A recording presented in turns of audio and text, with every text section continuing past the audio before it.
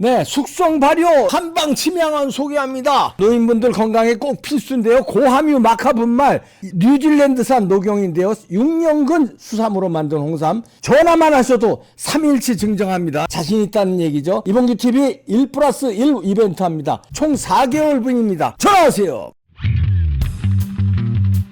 정기수 논평 정평 시간입니다. 오늘 제목은요, 속새만금 그 허벌판에선 또 수십억 파티, 이런 제목인데요. 부제목은요, 간척직 잼버리 세금 탕진 잔치 안 끝나, 이제는 야영장 시설 철거한다고 돈 써, 강서 보선 민심 입안에 새만금도 큰목, 윤 부산 엑스포 유치 너무 집착 말아야, 이런 제목인데요. 일단 그대로 읽어드립니다. 대통령과 여당의 서울 강서구청장 보선 대패원인은 한두 가지가 아니다. 뭉뚱그려서 민심 이반이다. 그 민심 중에서도 중도층, 젊은이, 여성, 중산층이 현 정부의 반감을 많이 갖는다는 게 중요하다. 이들이 결국 총선 승패를 결정짓는다. 윤석열, 국민의힘, 강경 보수 우파 지지자들은 이것을 간과하고 있었다. 나라 살리기 위해 열심히만 뛰면 지지해 줄 것으로 믿는 그 확신에 발등을 지킨 셈이다. 웰빙 정당의 문제야 더 거론할 것도 없다. 대통령에 비하면 총선 승부에 미치는 영향 또한 크지 않다. 대통령과 정부가 다수 국민들에게 호감을 얻어야 한다. 이게 열쇠다. 윤석열이 고쳐야 할 것들을 얘기하기 전에 잼버리와 여가부의 대해 먼저 살펴보자. 지금 새만금에서는 또다시 국민들을 분노케 하는 일이 벌어지고 있다. 이 허벌판 간척지에는 대회 후 농경지로 전환될 계획임에도 불구하고 수백억 예산을 퍼부어 성화수도 시설이 들어서고 나무가 심어지고 건물도 지어졌다. 그 돈을 들이고도 외국 청소년들이 재래식 화장실을 쓰는 이해할 수 없는 사태가 벌어졌다. 그러고도 지금껏 누구 하나 책임지는 사람이 없다. 그 난리와 수모를 겪은 2달 후 지금 또 무슨 일이 벌어지고 있는가? 그때 국민 세금 퍼쓰며 지은 시설들을 싹 다 철거하고 있단다. 무려 수십억을 들여서. 이 예산도 중앙정부에서 타온 것이다. 전주 MBC는 서울 본사와는 다른 면이 있어서인지 아니면 설치도 철거도 현 정부 책임이라고 주장하고 싶어서인지 수십억 철거 현장을 지난주에 이렇게 보도했다. 튀기기로 예산 몽땅 받고 새만금 야영장 전부 철거. 2달 전 파국으로 막을 내린 새만금 세계 잼버리 부지에서는 지금 수십억을 들인 철거 작업이 한창입니다. 농지기금이 투입된 탓에 야영장으로 남길 수 없고 농경지로의 원상복구가 불가피하기 때문인데요. 전주 MBC가 기재부에 제출된 행사 계획서를 살펴보니 애초부터 철거할 수밖에 없는 시설물들을 대회 후에도 사용하겠다며 막대한 예산을 받은 것으로 확인됐습니다. 새만금 간척지 세계 잼버리 대회 장소가 농경지로 다시 돌아간다는 계획은 모두가 알고 있었다. 전라북도는 그럼에도 불구하고 지지부진한 새만금 프로젝트 강제 진척, 공항 건설 등을 위해 대회 개최지를 천혜의 자연 무주에서 갯벌로 바꿔쳤다. 그걸 문재인 정권은 호남 지역 사업이라고 무조건 밀어줬다. 전북도는 예산을 따내기 위해 2025년에는 아시아 잼버리 대회 유치로 시설을 계속 사용할 것이라고 사기를 쳤다. 설령 아시아 대회가 열린다 해도 그 다음엔 결국 철거해야만 했을 시설들이다. 이 나라 좌파들에겐 국민 세금이 눈먼 돈이고 그들의 쌈짓돈이다. 그러나 문제는 일반 국민들, 특히 정치 저관심층인 중도 성향 없음 모름 부류, 사람들은 그렇게만 생각하진 않는다는 사실이다. 어떻게 보면 한패다. 자기 주머니에 돈 들어오고 회사 안 잘리고 세금 덜 내게 하는 정부가 제일 좋다고 하는 사람들이다. 이들은 보수 정부가 가난한 이들이나 중산층보다는 부자들, 일반 사원이나 노조원들보다는 기업 경영인들, 세입자보다는 소유주 편이라고 여긴다. 잼버리 사태도 유치와 준비를 한 문재인 정부보다는 대회 직전 시설과 진행을 맡은 현 정부 책임이 더 크다고 봤다. 거기에 김현숙 여가부의 무능과 안일이 국민적 분노와 짜증을 샀다. 그 와중에 김현숙은 호텔 같은 특별 숙박시설에서 잠을 잔 게 들통났다. 이런 것들이 다 이번 강서 보선에서 표심으로 나타난 것이다. 그런 판에 그 후임으로 지명된 김행이 또 청문회 주렐랑 등으로 불명예 사퇴를 했다. 사실상 대통령의 지명철회다. 폐지가 예정된 부처 마지막 장관 패전 처리용이라 하더라도 문제가 많은 인사였다. 윤석열의 인사가 아마 그의 점수를 깎아먹은 최대 문제였을 것이다. 이명박이나 노무현 정부 인사 아니면 참신하지도 유능하지도 않은 퇴임물들을 주로 써온 결과다. 사람이 그렇게도 없나? 라는 말을 듣지 않을 수 없다. 그가 변해야 하는 것 중에 첫째가 이 인사 시야다. 눈을 넓게 편견을 갖지 않고 떠서 사람을 찾고 골라야 한다. 그는 한 번 눈 밖에 난 사람은 다시 쳐다보지 않는 경향이 강한 사람이다. 저 사람을 왜 안 쓸까 하는 의문과 아쉬움을 갖게 하는 발탁 제외 인사들이 여당 안에도 꽤 있다. 나경원의 경우에는 발탁을 안 하는 정도가 아니고 주었던 자리까지 박탈해버리는 지나친 면을 보이기도 했다. 그렇게 해서 세운 김기현 체제의 말로를 보라. 또 하나 지적할 얘기는 부산 엑스포 유치에 너무 집착 말라는 것이다. 엑스포는 지나간 시대의 국제 행사다. 선진국들은 이제 관심도 없다. 그거 하나로 도시가 흥하고 망하지 않는다. 잘못하면 새만금처럼 세금만 낭비할 수도 있다. 대통령이 해외에 나갔다 하면 부산 is ready를 외치고 그 부인은 무슨 장식물을 만들어 나누어주고 하는 홍보 노력 좀 줄이고 더 중요한 일에 매진하기를 권한다. 인사와 소통 개선에 더 주력하면서 여당 김기현 체제 대체 선거사령탑 후보 물색에 최선을 다해야 한다.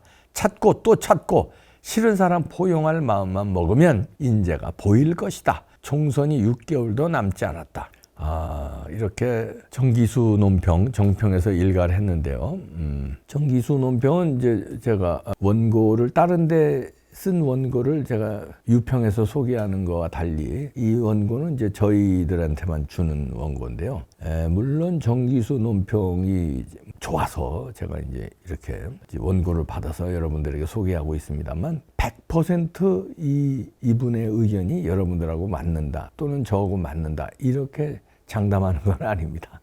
의견은 다 다르고요. 보수 우파래도 생각이 조금씩 다를 수 있고 내지는 방법에 따라서 조금 다를 수 있고 그런 거는 뭐 여러분들이 감안하셔야 되겠습니다. 저 역시 제가 주장하는 거 역시 100% 옳다고 저 주장할 수 없습니다. 제 의견일 뿐이죠. 어떤 거는 제 의견이 좀 다를 수 있겠죠, 여러분들하고. 아니면 뭐 옳고 그른 거에 좀 다를 수 있고 제가 뭐 말하는 방향이 또 틀릴 수 있고 그렇겠죠. 마찬가지로 여기서 지적한 내용이 저도 뭐 한 1, 2%는 다른 걸 느꼈는데 여러분들도 아마 느꼈을 수도 있고 안 느꼈을 수도 있고요. 우선 이제 첫 번째 조금 제가 이제 토를 달고 싶은 거는요. 이제 강서구청장 선거에 여러 가지 요인이 있다고 이제 이분도 정기수 논평도 주장을 했지만 큰 그림에서는 이제 윤석열 대통령의 책임이 크다. 그 다음에 국민의힘, 강경 보수 지지자들 이렇게 이제 나열을 하셨는데 물론 윤석열 책임도 있고 국민의힘 책임도 있고 강경 보수 우파 책임도 있죠. 여러 가지 문제가 있는데 제가 뽕평에서도 얘기했지만 만약에 부정선거를 탔다면 원인 분석이 약간은 달라져야 하지 않을까요? 예를 들어서 윤석열은 할 만큼 했고 국민의힘은 뭐 잘못한 건 뭐 다 아니까 보수 강경파 목소리도 참고할 만했고 그런데 부정선거를 어마어마하게 탔다. 그래서 졌다면 모든 거를 윤석열에게 뒤집어 씌우는 거는 조금 위험할 수 있다고 봅니다. 그래서 윤석열 대통령이 부정선거 밝혀야 돼요. 지금이 찬스잖아요. 강서구청장 선거 끝난 지 얼마 안 되고 증거 그대로 다 있어요. 이거 수개표로 다시 확인하자. 그리고 선거인 명부와 투표용지 확인하자. 투표용지가 선거인 명부하고 다를 수도 있으니까요. 그리고 QR코드 다 확인하자. 서버 다 확인하자. 전자개표기 다 확인하자. 이거 그냥 되는 거예요, 그러면. 그럼 근거가 왜 다시 확인하자냐? 근거가 뭐 있냐, 너? 뭐 선거 불복하냐? 이렇게 따지면은 얼마 전에 국정원에서 점검 결과 나왔잖아요. 이 전자개표 시스템 구멍이 숭숭숭숭 뚫린 정도가 아니라 개판 5분 전 이랬다는 거 아니에요. 31점이었다는 거 아니에요. 100점 만점에. 근데 그것도 100점이라고 사기를 친 거 아니에요. 중앙선관위가. 근데 똑같은 시스템으로 점검해 보니까 31점이에요. 31점은요. 낙제 중에서도 상낙제예요. 낙제라는 게 뭡니까? 대학에서도 그 과목을 들었는데 60점 이하, 다시 말해서 F학점 맞으면 그 과목 실패해요. 다시 들어야 돼요. 대학에서도. 그러면 선거는 대학에서 과목 하나 따는 것보다 훨씬 더 중요합니다. 다시 들어야 돼요. 그 말은 선거 다시 해야 되는 거예요. 31점이면요. F학점 중에서도 그거는 뭐 60점 밑에가 F학점이 아닙니까? 31점이에요. 그리고 여러 가지 문제가 있으면 이거 다시 들어야죠. 그러면 다시 학점을 다시 따려면 어떻게 다시 신청하고 다시 선거해야 돼요. 그 전에 이거 점검해야 되지 않겠습니까? 그런 면을 조금 이제 제가 이제 보태고 싶고요. 그 다음에 아무도 구청장 선거에 나간 본인 책임에 대해서는 얘기를 안 합니다. 다 윤석열 책임, 국민의힘 책임, 보수 우파 책임, 무슨 책임 하는데 선거 뛴 사람은요, 후보예요. 그리고 대통령 선거가 아니에요. 총선도 아니고요. 구청장 선거예요.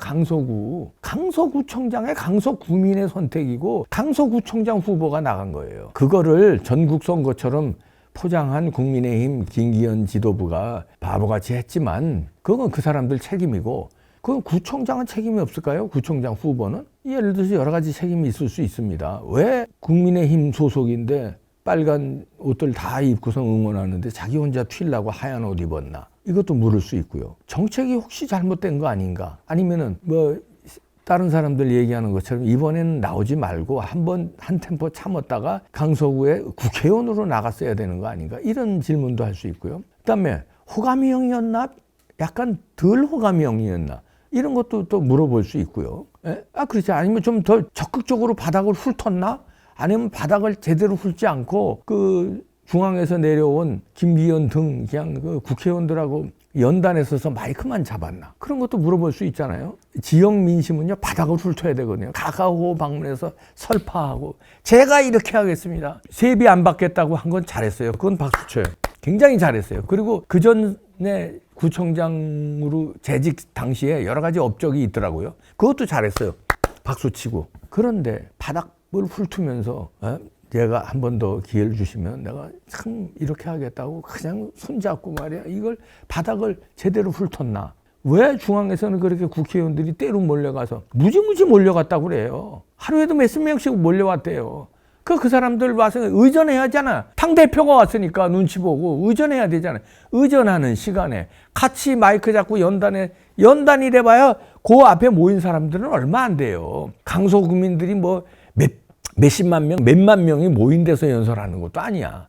그 앞에 핵심 지지자 아니면 다 당직자들이야. 국회의원들, 보좌관들. 국회의원이 몇십 명이 왔으니 그 보좌관 수만 해도 얼마야.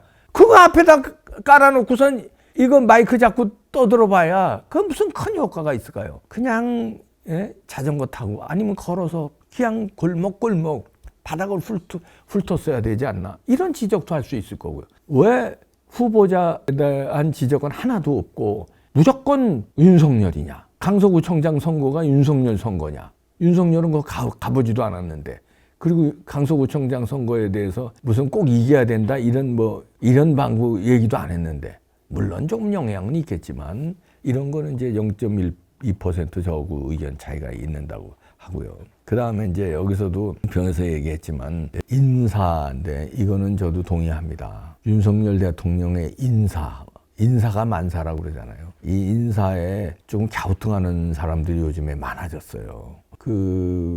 이명박 정부 사람들을 너무 중용한다. 그때가 언제인데 10년도 더 됐나? 자세히 날짜도 모르겠다. 그리고 이명박 정부가 크게 성공한 정부도 아니잖아요. 박정희 대통령 때 혁혁한 공을 세웠던 강요를 그 다음 정부에서 쓰는 것도 아니고, 아들 부시가, 조지 W 부시가 아버지 부시 대통령 때 인사들을 많이 썼어요. 미국에서는 아들 부시, 조지 W 부시에 대해서 그렇게 높이 평가를 안 합니다.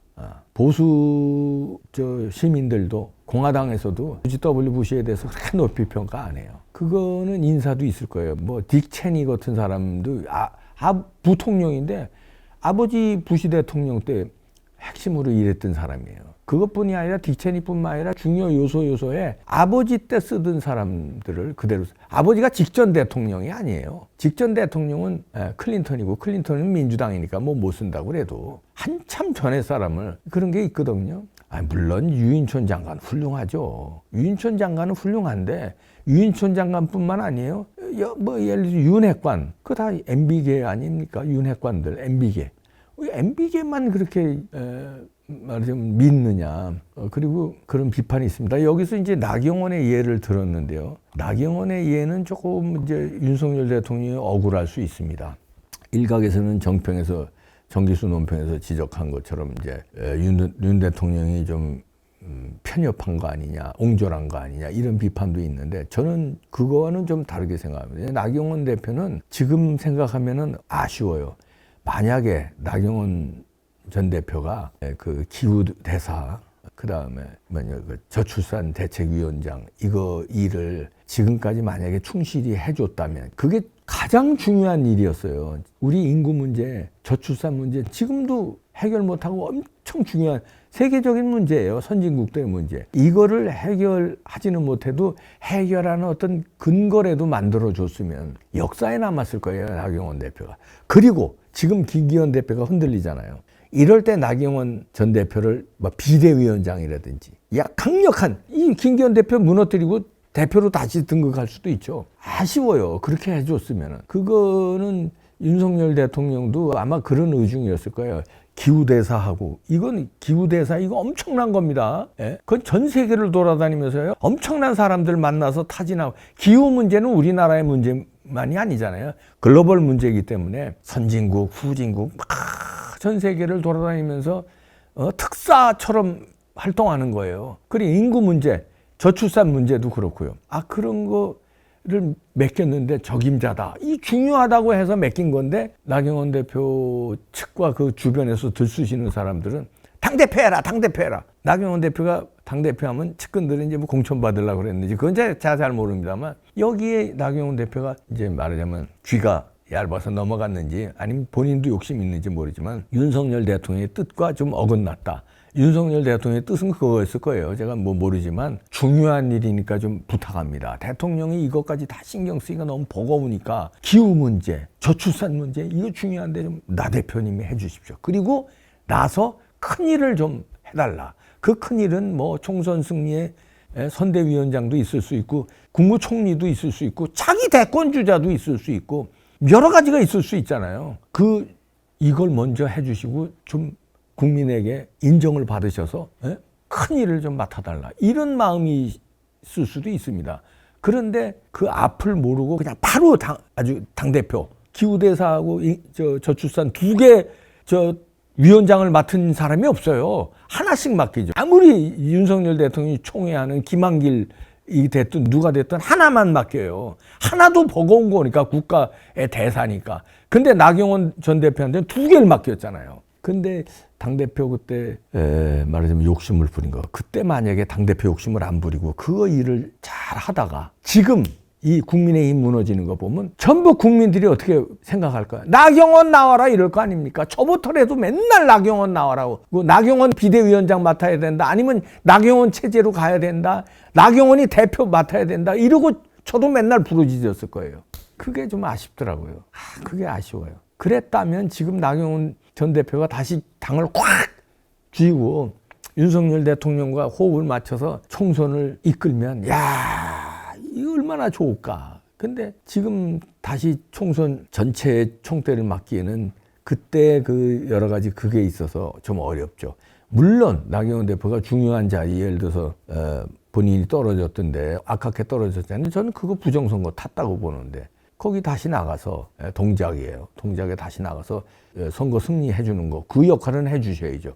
나경원 대표 공천은 무조건 줘야 됩니다. 그래서 그런 거는 있지만 더 큰 역할을 할 수 있었는데 아깝다. 그거는 이제 여기 정평의 분석하고는 저하고 또 생각이 조금 다른 거 말씀드리고요. 어떻든 간에 윤석열 대통령이 조금 마음을 다잡아야 될 때다. 새롭게 각성을 해야 될 때다. 그거는 뭐 저하고 일맥상통하는 것 같습니다. 첫 번째가 여기서도 지적한 인사. 진짜 제대로 된 인사를 좀 해요. 그렇다고 인사를요. 겁먹은 인사를 하면 안 됩니다. 그러니까 시끄러운 사람들 왜 통합 안 하느냐, 왜 탕평 안 하느냐 이거 얘기에 막 겁을 먹고 뭐 이준석, 유승민 게 무서워서 그런 쪽으로 뭐 이번에 당직 개편이 잘못된 게 그거예요. 유이동을 갖다 집어넣은 게 그래 잘못됐다는 거예요. 그런 거 무서워하면 안 돼요. 진짜 인재들, 국민들한테 욕먹을지언정 인재. 그러나 자기를 반대하는 사람이 무서워서 갖다가 쓰면은 큰일 나는 겁니다. 그렇게 하면은 박근혜 대통령 시즌2가 돼서 무너져요. 겁을 먹으면 무너집니다. 담대하게 윤석열 대통령 특유의 담대한 배짱으로 나가시되 꿈시야를 넓혀서 사람을 좀 써달라 하는, 그거는 저하고 정기수 논평하고 생각이 같고요. 그리고 마지막으로 더 100번 강조해도 지나치지 않는 부정선거 밝히는 거 지금 찬스입니다. 그래야 내년 총선 이겨요. 부정선거 또 타면 어떻게 됩니까? 무너져요, 윤석열 정부. 그렇게 되지 않을 거라고요? 저놈들이 어떤 놈들인데요? 저놈들을 너무 간과하는 것 같아. 다 간과하는 것 같아, 국민들이. 저놈들을 이재명을 보고 있으면서도 간과하고, 이해찬을 보고 있으면서도 간과하고, 안 그럴 거야. 다음 총선에 안 그럴 거야. 이제 소쿠리 투표도 없어졌고, CCTV도 세워졌다니까 안 그럴 거야. 서버 비밀번호 1, 2, 3, 4, 5인데 그 비밀번호 바꿨대잖아. 이거 바꿨대는데 왜 그래? 저놈들이 어떤 놈들이.